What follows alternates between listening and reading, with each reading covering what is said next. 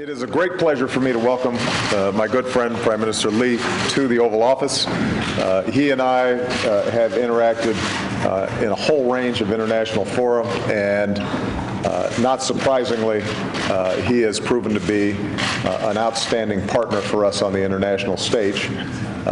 Not surprising, because Singapore and the United States have historically had an extraordinary relationship. Singapore is one of the most successful countries in the world. I think their progress and their development over the last several decades has been an example for many countries around the world. We have extremely close military cooperation, and I want to thank Singapore for all the facilities that they provide that allow us to maintain our effective Pacific presence. They are an outstanding economic partner. Over the last decade, since we signed our free trade agreement, we have seen a doubling of trade between our countries, and that creates jobs here in the United States as well as in Singapore. As a leader in ASEAN and the East Asia Summit, they've provided, I think, a steady vision of how countries in the Pacific region can cooperate effectively for the prosperity and security of all, and are strong promoters of rules of the road and international norms that the United States strongly supports.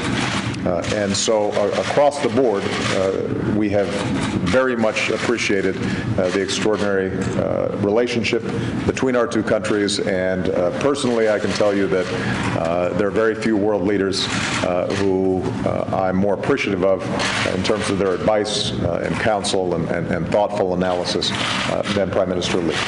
We have very good relations between Singapore and the United States, broad and deep cooperation. We work together in education and research and development. We work together in economic areas, in trade. We work together in counterterrorism and defense. And it's a comprehensive relationship, and we look forward, particularly in the next few weeks, to welcoming the first littoral combat ship, which will be arriving in Singapore, and we will be paying host to it for a few months. More broadly, Singapore is very happy that the U.S. under the Obama administration has been putting greater emphasis on its relations with Asia, that it's rebalancing towards Asia, and that it's engaging Asia across many fronts. Not just security, but also economics, also cultural, also educational. And Singapore would like to be of help in furthering this process in deepening the relationship. The TPP, the Trans-Pacific Partnership, is a very important part of it, and we're working on that agenda now.